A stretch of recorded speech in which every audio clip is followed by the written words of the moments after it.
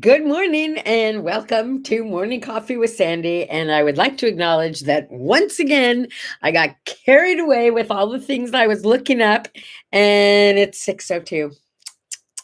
6:02. My, how time flies when you're having fun. Like my hat? This was actually my grandson's hat when he was a toddler. He had a big head, I guess, or I think maybe I have a little head.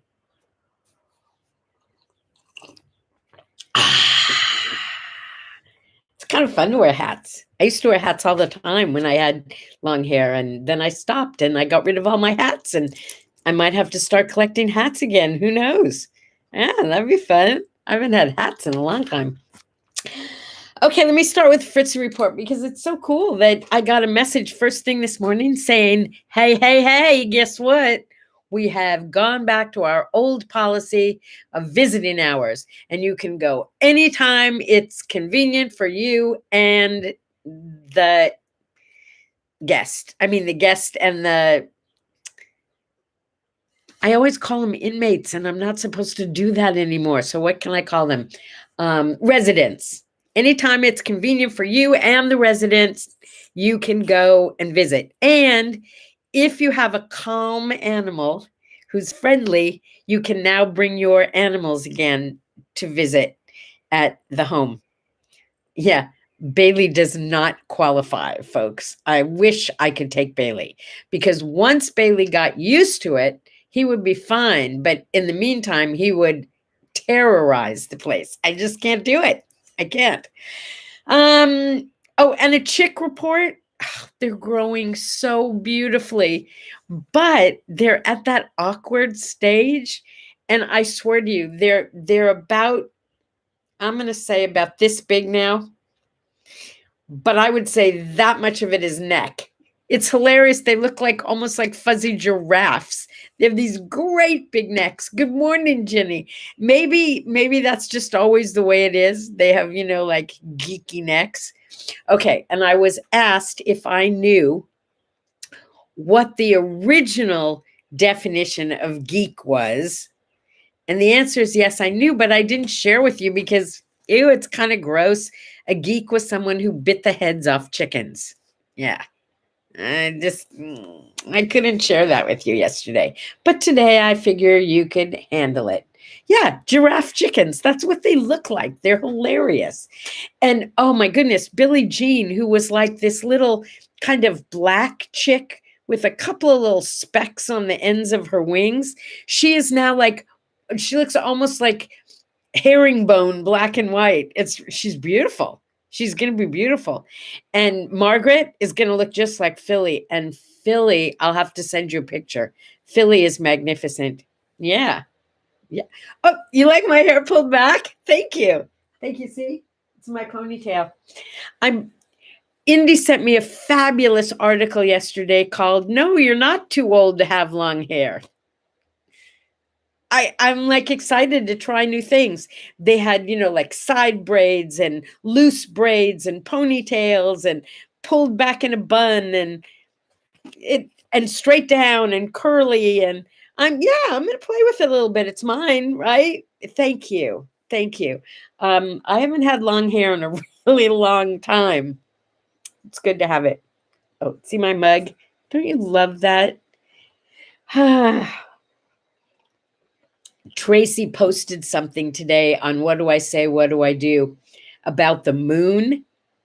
And it's supposed to be a full moon tonight, apparently, and how wonderful the moon is. And I realized maybe because of my love of the sun and sunshine, I am also hypnotized and mesmerized by a full moon and moonshine. Not that kind of moonshine, the shining of the moon, that kind of moonshine. Love it. What can I say? Since my children were munchkins, my friend, I used to date this guy, okay? And his name was Donnie. And that's also my daughter's name.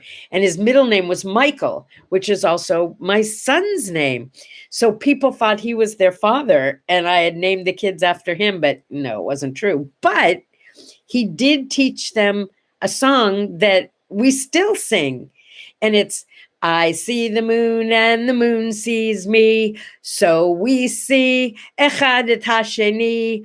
Ani mitpale, how much ze yafeh, that I see the moon and the moon oti roeh. And it goes on. And it's half in English and half in Hebrew because he was Israeli. And my kids both know it. And Donnie taught it to Max. And yeah, we just keep going on. We had a lunar eclipse this morning and I missed it. Doggone. I love things like that. So it is National Dracula Day. Yes. And it's because in 1897, that's a long time ago, on this very day, Bram Stoker published Dracula. I mean, think about, good morning, Indy. Think about all the Dracula stuff. Why, there's Count Dracula chocolate, right? And there's Count the Count or something like that from Sesame Street. Dracula's gotten a lot of play. He really has. So, Bram Stoker and Dracula, here's to you. Somehow I didn't find Dracula all that frightening, but I think later this week we celebrate Vincent Price's birthday. That gets you into frightening. Yeah, then we'll talk about horror movies. Not my favorite genre, but there was a time. There was a time when I was a fan. Let me see. Oh, you know what else? It's Lindy Hop Day. Do you know how to do the Lindy Hop? It's kind of like the swing, but it's more involved. My father was Fred Astaire when it came to the Lindy Hop. He was phenomenal. And my mother, Fritzy, was Ginger Rogers. And now I must give you my favorite Ginger Rogers quote. I don't know what the big deal is about men dancers. Women do everything men do, only they have to do it backwards and in high heels. There you go. Anyway, Fritzy and Lenny, they were just like the most amazing dancers together. If you ask any of the grandchildren, what's the one thing that stands out in your mind about your grandparents? What do you remember? They would tell you, I loved watching them dance. Whatever the event was when the family was together, the floor would get cleared and Lenny and Fritzy would dance. He was a really good leader, by the way. He had this way of like putting his hand. Can you see that my hand is kind of rounded in the back of your back? And he would like push you in the right direction so you couldn't make a mistake. So he made everyone he danced with look good. Yeah. So Lindy Hop, learn it. It's a fun dance. It's a really fun dance. It's Sally Ride's birthday. Sally Ride was born in 1951. She died of cancer in like 2012. She didn't have a long life, but she was an astronaut and a physicist. How cool to have the name Sally Ride and be an astronaut. And at one point, she was actually married to another astronaut. Turns out after her death, what we found out was she was not just the first female American astronaut, she was also the first gay female or gay astronaut in space. Yeah, but she didn't want to make a big deal about that. So it wasn't until she passed on that we found out that that was the case. But she was, in fact, the third female astronaut in space. There were two Russian cosmonauts that came before her, but she was the first female American. Yeah. Go Sally Ride. Ride, Sally, ride. Yeah, that was pretty cool. Pretty exciting. It's also Paper Airplane Day. Do you remember taking notes? I did that. And fold them into airplanes and shoot them across the room to your friend in class. And then get the airplanes confiscated and the messages read out loud and then be humiliated for the rest of the day. Yeah. Folding paper was fun. I mean, I've never been very good at origami, but do you remember you used to make your own paper cup and you could actually drink out of it? How cool was that? And then there were those fortune tellers, that you'd go, oh, wait, You'd take them and you'd go like this, and then you'd open them up a little bit, and finally it would be totally open and you read someone's fortune. You know what I'm talking about? Here's what blew me away. I was at my daughter and son-in-law's house not too long ago, and my grandson was playing with one. I looked at him and I said, "Where did you get that?" Because my mother knew about him. He learned how to make it at school. One of his friends showed him. So he was making the paper fortune tellers. Isn't it amazing that some things like that just stick and get passed on from generation to generation? And then once again, and this is the conversation I've been having with people like ad infinitum lately, we think we're unique. We think we're what's going on. We think we're the only thing, the only way. But guess what? We aren't. There's a whole world out there. Yeah. I guess that's the good news and the bad news, huh? Hey, Bailey. There's Bailey. See Bailey back there? Guess breakfast must be over. What else? Oh, birthday, 1886. I know it was a long time ago. And how could I even know what I'm talking about for someone who was born in 1886? But in 1886, it was Josephina, please don't lean on the bell. Oh, when you mush, please don't push on the bell. I guess maybe that's why I wear the hat, because it seemed like something that Al Jolson would have worn when he did that song. Mammy, how I love ya, how I love ya. Al Jolson. Now, it was a different time. I mean, a lot of what they did back then would not be considered politically correct today. And I'm sure it wasn't. But how could you not love the energy of Al Jolson? Thank you, Ginny. Ginny says she loves Al Jolson. What a performer. Al Jolson, Eddie Cantor, Danny Kaye. That was a totally different time, and I just mixed up generations anyway, but there's so much to love. So much to love. So happy birthday, Al Jolson in heaven. Yay. And Jimmy Cagney. Didn't you love James Cagney? Same kind of, I'm a Yankee Doodle dandy, Yankee Doodle do or die. A real live nephew of my Uncle Sam, born on the 4th of July. I could go on, but I'm not going to. I will leave you alone. Except to tell you, I don't think I ever told you this. My grandpa on my father's side, my grandpa Charlie, he lived in California. We lived in Chicago, but Grandpa Charlie and my grandma were divorced, and he moved to California, which was like 1,000,000 miles away when you're a kid and you live in Chicago. He was like this much in vaudeville, this much. He had one song he used to do. I'm forever blowing bubbles. And when he did the bubbles part, he would shake his fingers and get his voice to, what do you call that? When you get your voice to go like that too? I know there's a word for it. Come on, Indy, help me here. Somebody help me. What do you call it? Vibrato? Is that what it is? Anyway, that was his one song. And his claim to fame, what raspy, yes, he did have a raspy voice, but he did that thing where his voice would like vibrate. His other claim to fame was that for a while he sold cigars, and he sold cigars to Groucho Marx. That was his big thing. And he looked kind of like Groucho Marx. And while we were waiting, Indy just made this for me, but I'm not sure what it is. But it's a folded thing. Is this a cup?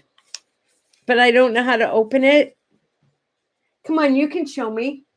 You can be on No way. No, close it up again and I'll do that. Oh, you can't? Oh, did you see what it was folded? He blew it up and it became like this little ball box. Folded paper art. Get on it. Come on, get on it right now. Vibrato. Isn't that what I said? I think that is what I said. I don't know. That was my Grandpa Charlie anyway. That was my only connection to any kind of acting, dancing, singing. And he wasn't very good either, by the way.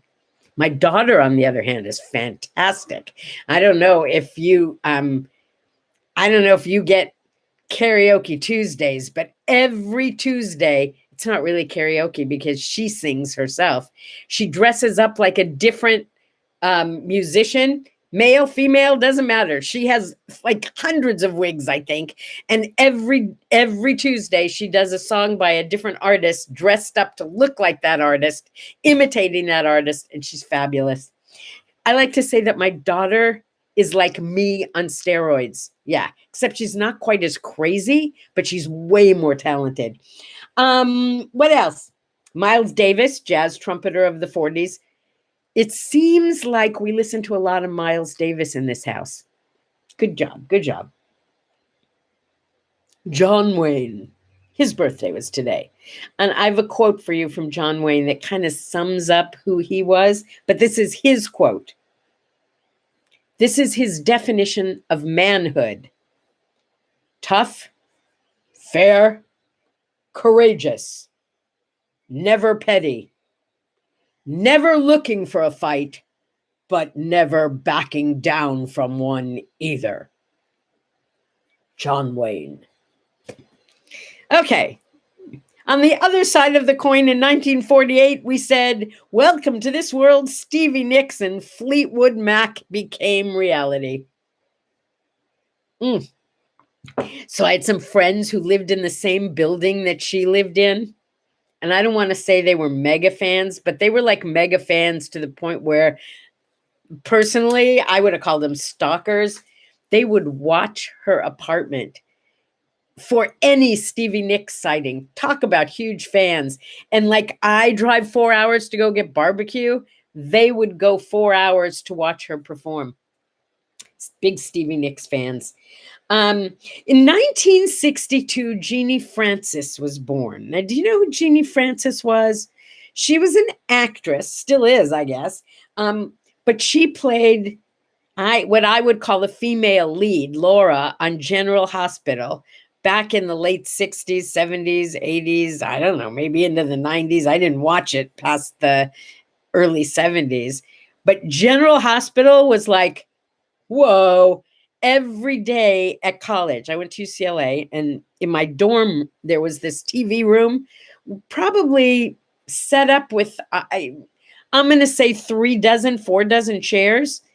Every day at General Hospital time, the room was packed. Everybody watched General Hospital, go figure. But there was this one character, and I want to say his name was Luke, but I don't think that's what it was. He was missing in action in Vietnam. That was part of the storyline. And one day he showed up at her door. Yeah, he was missing in action, but he had not actually died. He'd been in a prisoner of war camp, and he escaped, and he got home, and he knocked at her door, and it was her old love, and blah, blah, blah. I think... I'm getting a little verklempt here. I think one of the reasons I watched that show was because of that scene. Because when I started at UCLA, even before classes started my freshman year, my boyfriend, we were pinned. He was killed in Vietnam. And watching that show, I kind of felt like he could show up any day, like that, but he never did. Yeah. It was Luke, huh? Luke and Laura. You're right. It was Luke and Laura. Okay, so was it Luke who was... Luke and Laura. You're right, Stephen. Thank you. General Hospital. Yeah. Anyway, so 1962, we got Jeannie. And Jeannie did a great job playing Laura, that's for sure. Pretty woman. This is also the anniversary of the death of Sidney Pollack, who was not just an actor, but a director and a producer. And he did some movies that I think you will agree with me were pretty friggin' awesome. For example, The Way We Were. Oh, come on. How could you not love that movie? It was awesome. kind of sad and a lot of, but it was awfully good. He did Tootsie and he did Out of Africa. I mean, Sidney Pollack, he definitely left the memories behind. Yeah. So good on you, Sid. Oh, and also Charles Horace Mayo. I didn't know him. I didn't know anything about him. At first, I thought maybe he invented mayonnaise, but no, that wasn't it. He was the guy who started the Mayo Clinics. A lot of good done there. You also made your mark on the world. Nice going, Charlie. 1970, Ray Stevens. I guess it would be considered politically incorrect now, but he had that crazy Ahab, the Arab, chief of the burning sand. Remember that one? And everything is beautiful. I think that was his. 1971.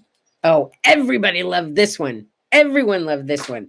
Bye, bye, Miss American Pie. Drove my Chevy to the levee, but the levee was dry. Yeah, come on, right? I mean, didn't everyone love that song by Don McLean? I don't know that he did anything else that I liked, but American Pie, nice going. Good work. And that was in 1971. I guess I must have been in college during that. Yeah. Maybe I was already out of college. Oh, yeah, I was out of college. But that's okay. I still liked it. All right, that brings us to two things. Number one, we talked about Sally Ride, but I wanted to share with you that she was known for always saying, reach for the stars. We talked about a couple of different kinds of stars today, didn't we? And then there is today's word art. Precious is the gift of light when the world is pushing so much darkness. Yeah. And my invocation to you to please be pushing out the light. You can do that, You can make the world a better place just by being you. Just keep putting it out there. Have a sip.